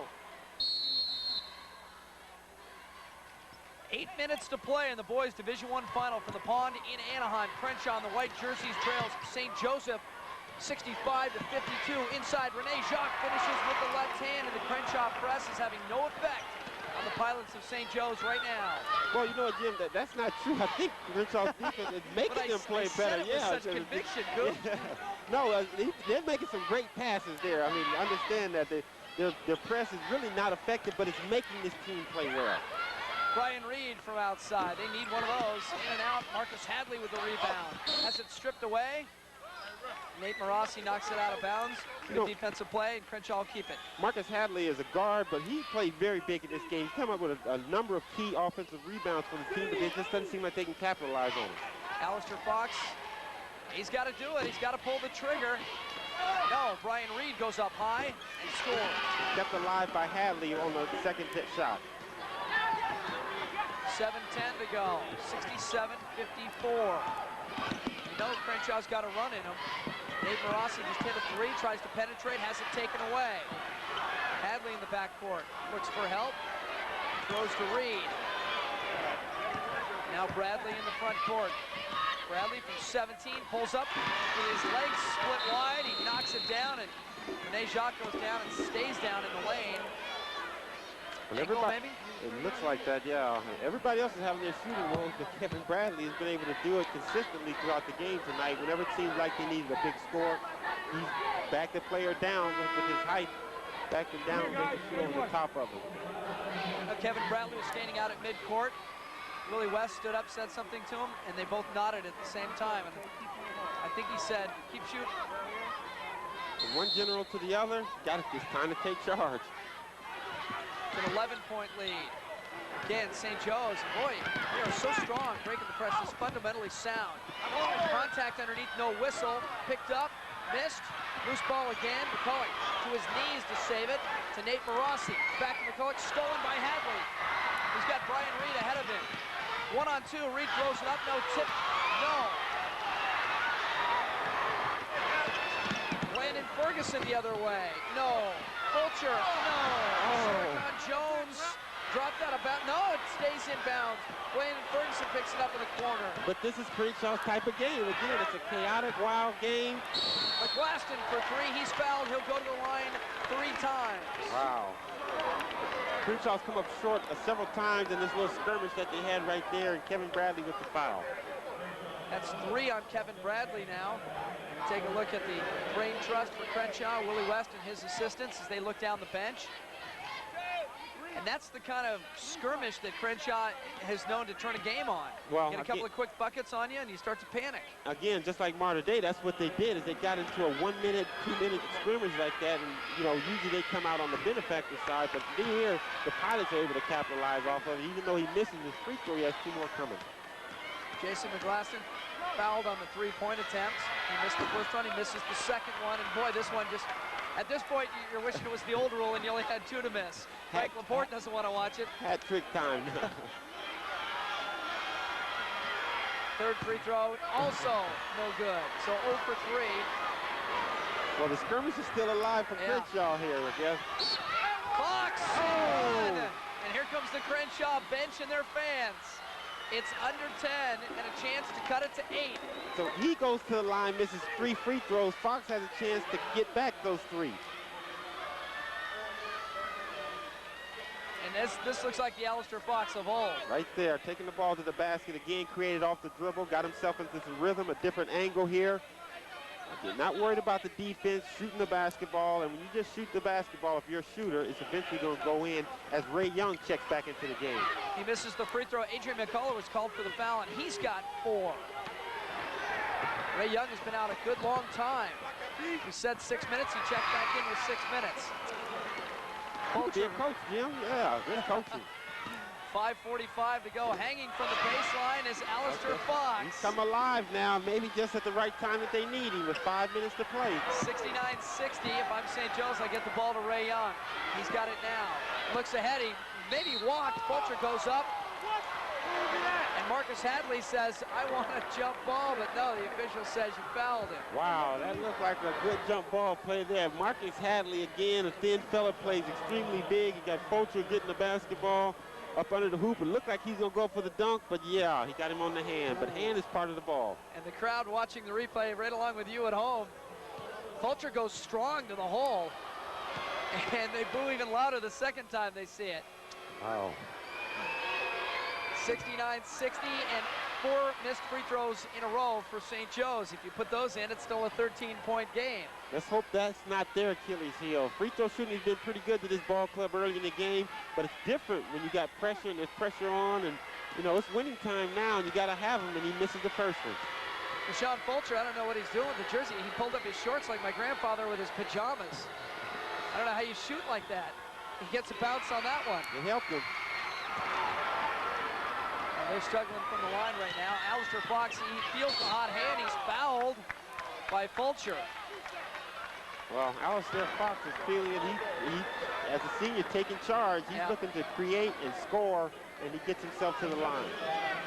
Take a look at it again, and Fox, you know he wants the shot. He's just trying to work himself open. There's Young, 34, has 4 fouls. Fulcher gets called for that one. Fulcher has 3. That's what I would do if I was Crenshaw. Whatever Young was at, I'd go ahead and attack him. You might as well attack him because hopefully you can get a foul on him. But worst come to worst is that you get yourself a good shot as Alistair Fox makes the first free throw. Alistair Fox has been struggling all night, but he's still got 13 points. Chance for 14 right here. Willie West looking on, trying to milk home an 8th state champ. That's incredible. 8 state titles by one guy. Most schools don't even win 1 or 2, and one guy's won 8. St. Joe's into the front court. Rashawn Fulcher finishes strong. You know, he's been a good player for them, especially at this point in time. He's coming up with timely baskets and key baskets. Good and solid. Sherricon Jones with the put back on the miss from Bradley. 72-64, but right now Crenshaw just trading baskets with St. Joe's. Nate Marassi into the front court. Working against Alistair Fox. Down low, Fulcher just scored, backs in Bradley. He knew he had the height advantage, but Sherricon Jones comes over and gives help and gets the ball. The type of game again. What's happening is Fulcher's getting caught on a guard down there, but he got good help from Sherricon Jones as Alistair Fox, no, Marcus Hadley in 1. And gets fouled. And I'll tell you what, that end of the pond is making a lot of noise for the first time all night. 72-66 now. They're live on this side of the town. I mean, it's great play again as you see Hadley getting the second shot, being pulled back and was able to score. And we'll have to check when we come back, but I think it was Ray Young, his 5th foul. We'll check and we come back to the pond, but I think Ray Young is gone. 72-66 St. Joe's, 4:45 to play. That was if there's a reminder to keep it here on Fox Sports West 2, Fox Sports News coming up immediately following the conclusion of the boys Division I championship game, but it'll be played, at least for St. Joe's, without Ray Young. He has fouled out. Ray Young, their leading scorer, leaves the game with 16 points and 6 rebounds. We talked to the official during the break. He said that he pulled on the back of Marcus Hadley's jersey on the follow. Hadley made the basket. Now he stands at the free throw line. A chance to cut the lead to 5 points, and he does. And all of a sudden, it's a whole nother game now, isn't it, Coop? Well, we have Crenshaw, who seems to be swelling up as they're coming back in this game. Now the defense is going to start taking over, become very aggressive. That was a bad call. Rene Jacques throws it away. As he and McCulloch get their signals crossed.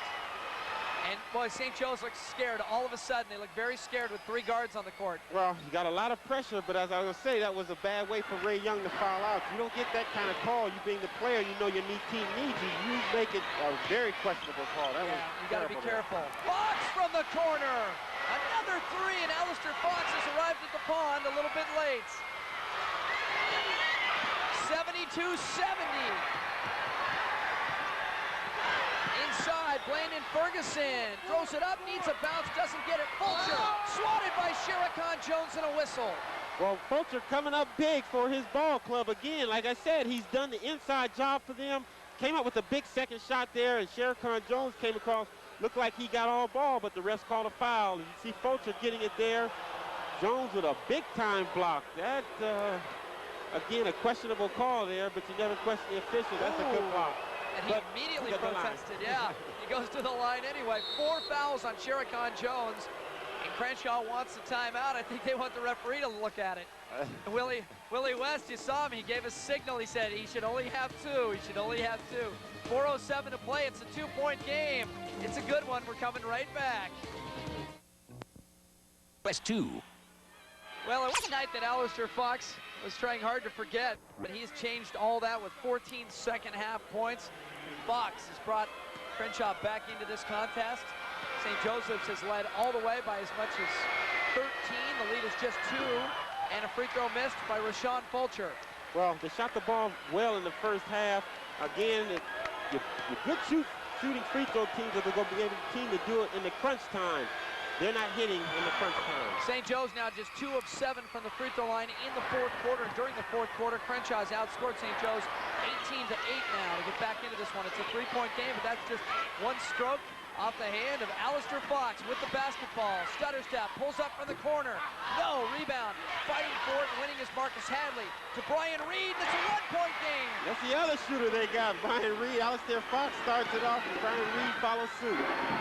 73-72, 3:41 to play. Hadley knocks it away, can't save it. Marcus Hadley has been the key player in this game to me, as I feel. He's done a good job on the offensive boards as he just came up and was able to keep that ball alive for Reed to score, and he's done it defensively. He had the task of guarding Ray Young early in the game. Hadley with just 9 points, but he's done so many other things, as has Brandon Ferguson. And Brandon doing some talking on the way down court. Alistair Fox for 3, not that one. That was short. Back out. Kevin Bradley for 3. This would tie it. No, rebound. Loose ball. Rene Jacques for St. Joe's. Comes out of there. Loose ball. Crenshaw pressures. Hadley again tries to cover up. Now gives to Reed. Fox steps inside from 10, and again it's a 1-point game. Crenshaw. They thrive on these little skirmishes and live by the thread of it. Here they come. Inside of 3 minutes. Pulling up, McCulloch needs a bounce, doesn't get it. Ferguson again. And Ferguson is coming up huge for the Pilots. He and Fulcher are getting it done for them. That's the only reason that they're staying alive in this contest. Hadley drives, they don't stop him. Bradley, and he scores. Again, this is Crenshaw's type of game, a little fast skirmish, not really setting things up. So far, the Pilots have been able to hang in here, but you got to believe it's going to catch up with them. Ferguson from 17, rebound, Kevin Bradley, and here we go. Crenshaw, a chance to take the lead. Brian Reed. No, rebound off, loose ball underneath, and a whistle, and a foul. And talking about the fouls, we said a little earlier that the Pilots were instigating a lot of the action, so the calls would go to them. Crenshaw's instigating action as we see Reed taking the jumper. It goes way down in there, comes back out. Kevin Bradley with it and gets the call by the officials, and he gets a chance to put Crenshaw up for a good while in this game as we see it from a different angle. And that is 5 fouls now on McCulloch, so Adrian McCulloch is also out of the game, and St. Joe's has lost 2 starters. And at a time when obviously they can't really afford that. 2:19 to play. But the thing about St. Joe's, or the good thing about them, is that the players that they came in the first half did a really good job while some of the starters, especially Ray Young, was out. Now with Ray Young fouled out, McCulloch fouled out, these guys are going to have to step up big now. You know, Kevin Bradley got the board at the defensive end and started it, and he finishes it at the other end with an offensive rebound, and now free throws, a chance to put the Cougars in front. That one to tie, no good on the 1-and-1. Grab by Alistair Fox. You got to box out. Fox for 3. No, and it goes up and over the board. This place would have exploded had he hit that. And if this is the first time I've seen Coach West walk the sideline he has, usually he sits up there. A few minutes ago, he was all the way down at the end of the bench. Oh, he ex-school, but he's into it. Jacques in the backcourt against pressure.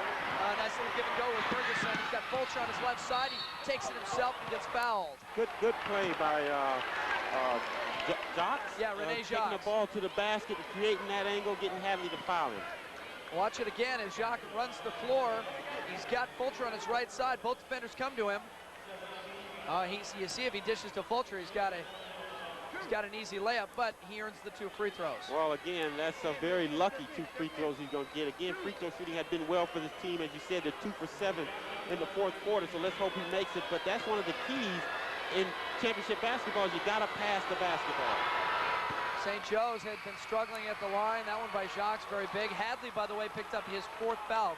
Well, Hadley, I wouldn't worry about him. He seems like the type of player who can kind of control himself and keep himself out of difficult situations of fouling out.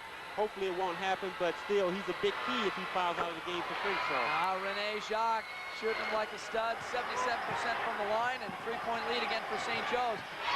Bradley inside, and an off offensive foul, and that is a huge charge taken by Rashawn Fulcher. What a great play. Fulcher playing it smart, not trying to block shots. He's not a shot blocker, play position, got the foul. 4 fouls on Bradley now, and Fulcher, watch him take the charge. St. Joe's doesn't have a football team, but he's still considered one of the best defensive backs in the state. But the body like that can see why this young man is cut. And his uncle played football as well, David Fulcher, in the NFL. At the top now, McGlaston is checked in. This is Nate Morossi with the ball, working against Brian Reed, and a timeout.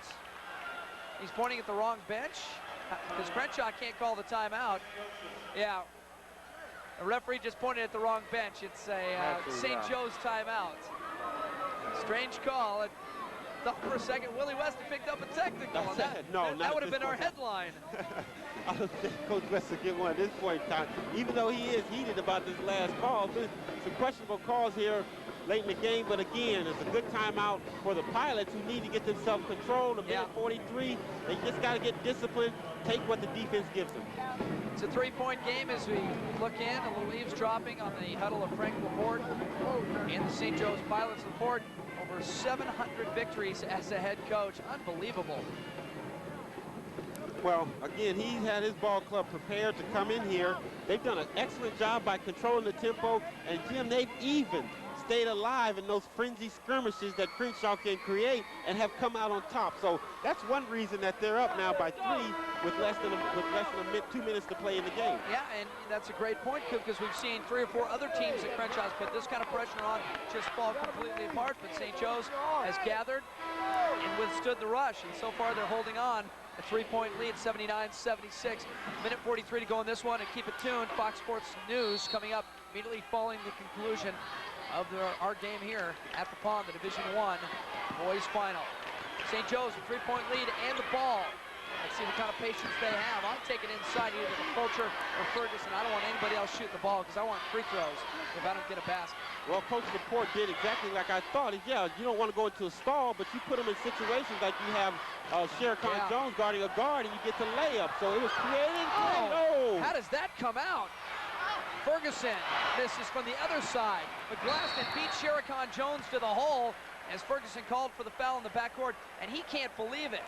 McGlaston had the ideal situation. They put him in a position where a big guy had to guard a little. He gets the mismatch, goes in, as Coach Laporte can't believe it. He says that's exactly what we wanted. We told our guards, if you get a mismatch, take the big guy to the hole. Sherricon Jones could not run with McGlaston all the way to the rack. McGlaston made the layup. He looked at it. It was in. He started running down court, and then he heard the crowd, and he turned around. Ferguson was going for the rebound. Lively hoops here at the Pond. Oh, yeah, they crank them down tight. Of course, the Clippers play a handful of games here. The St. Joe's fans trying to bring their guys to the finish line. They've led almost the entire game since early on by as much as 13.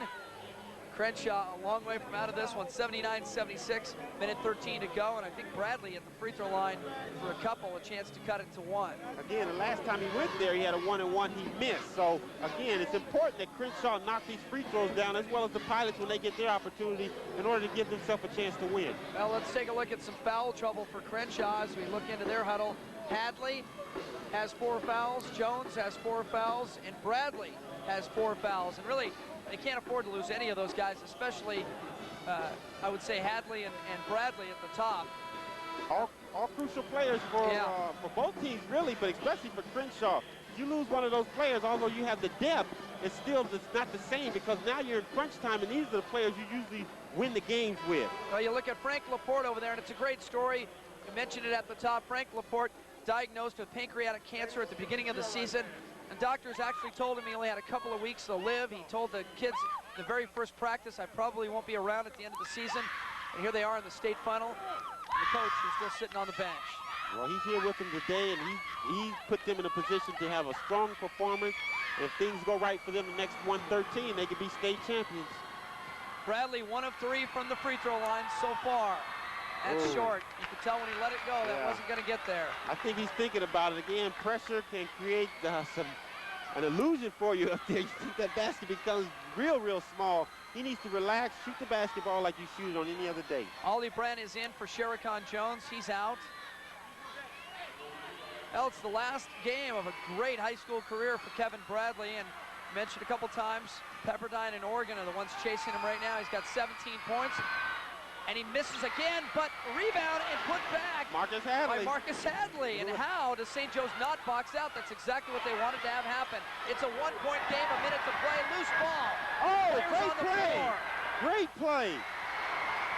A chance to take the lead for Crenshaw. Alistair Fox thought about it. He thinks about it again, and this time he shoots it.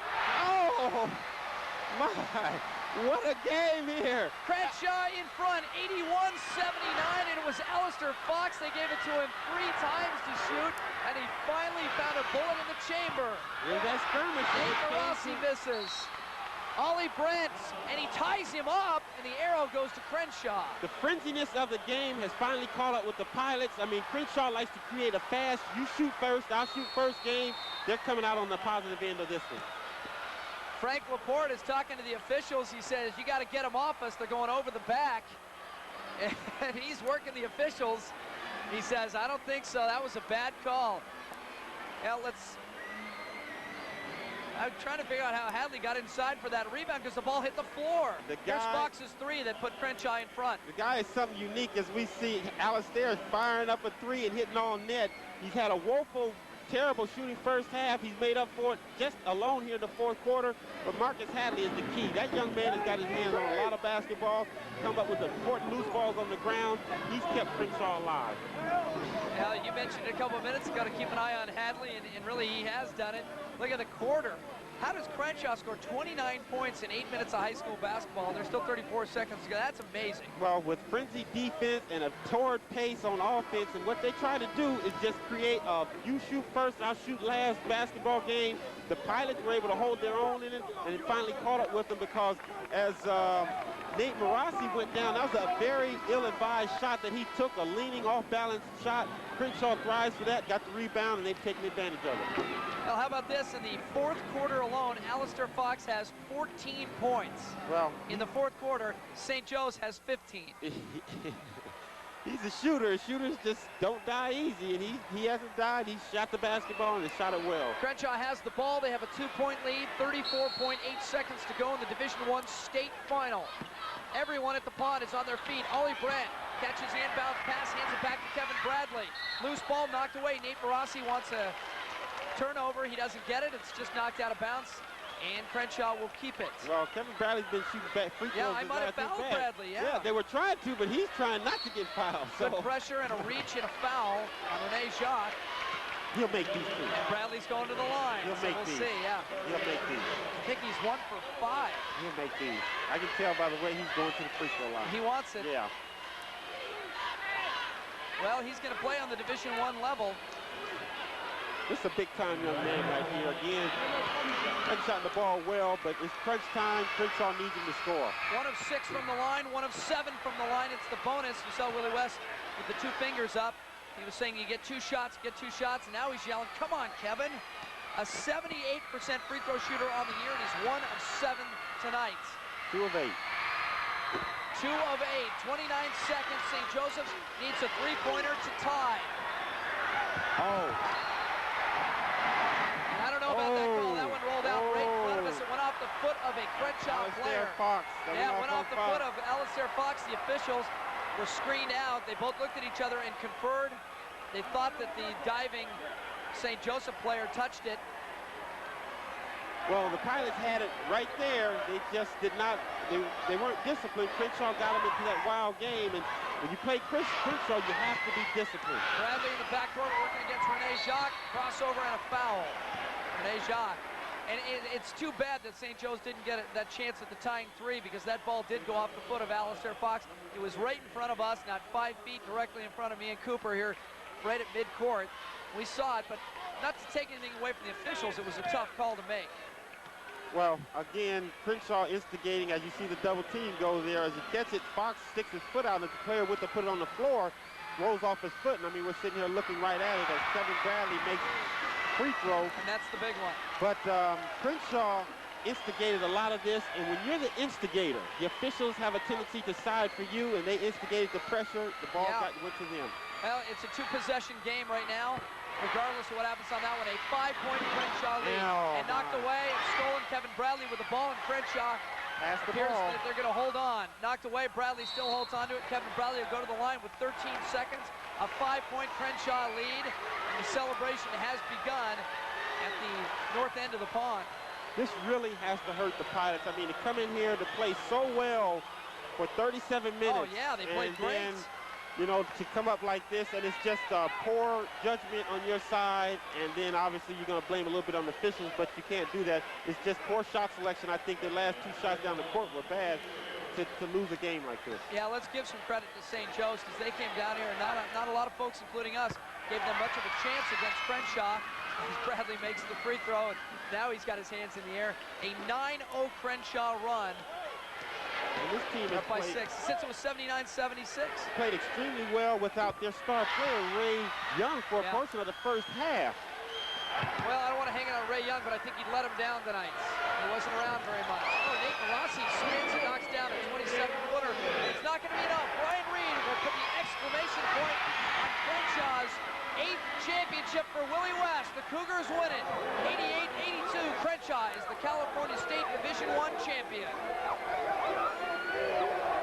Deservingly so. Crenshaw, great job here by several key players. I think Marcus Hadley had to be the one player that if I get a game ball to would give it to him, because when everybody else, their star players, Alistair Fox, Kevin Bradley, players like that are struggling, their shooters, Kevin Reed, he kept them alive by coming up with the little integral plays, loose balls, second shots, and on both floors, and then coming up with big defensive rebounds. Crenshaw scores 36 points in the final 8 minutes of this game to steal the title away from St. Joseph's. The Pilots scored 17 in the 4th quarter, and I touched on it right at the end, but I think that Ray Young, he wasn't there for his team when they needed him most in the final. He was playing so well when he was in the game, but some silly fouls, and he took himself out with a bad one. I think you hit it on the head, Jim. That last foul, he got the silly foul. You don't foul out pulling somebody's jersey. You just give up the basket. I mean, it's just 2 points. They need you in the game for the long run. Again, Ray Young, superb player, didn't get it done for his ball club. Yeah, the Crenshaw Cougars celebrate their head coach, Willie West. Pockets victory number 613. We'll come back to the pond with some final words and wrap things up on Fox Sports West 2. When I lock into the... Well, St. Joseph's led 67-52 with 7:45 to play, but after that, Crenshaw went on a 36-15 blitz. Crenshaw wins the 8th state title for head coach Willie West. And you know, during the night, Coop, I didn't think Alistair Fox would want to talk to anybody after this game, but he wants to talk to our Brian Mitchell right now. It turned out pretty well. Brian, go ahead. Thanks, Jim. I'm here with the man of the hour, Alistair Fox. You were fantastic in the second half. How does it feel to be state champs? Feels good. I mean, this is the most important state championship I've ever been in. We was down the first half. My shot wasn't falling. My coaches wouldn't let me quit. I just came out and played hard and stuff with my shot, followed through on every stroke. Now, in the first half, you got off to a slow start. What was it in the second half that jump-started your play? Well, I don't know what it was, but I was distracted and stuff. I wasn't really focused like I was supposed to be. This is almost deja vu. 2 weeks in a row, you guys are down throughout most of the game, and you make a comeback in the end. What is it with you guys? You like to play there and come back strong in the end? Yeah, we like to get a crowd a show. Now, Jim, let's go back to you.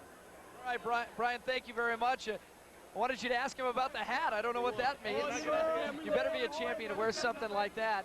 Well, Alistair Fox struggled for a long time, Coop, and then all of a sudden he started to find it, and just like you told him at the half, you said as he walked by us, just keep shooting it. Just don't think about it, shoot it. Well, he was, again, I wasn't a great shooter, but I know a little bit about shooting, playing with some of the best shooters, but he just wasn't shooting the basketball, was trying to guide it in, as you said a little bit earlier.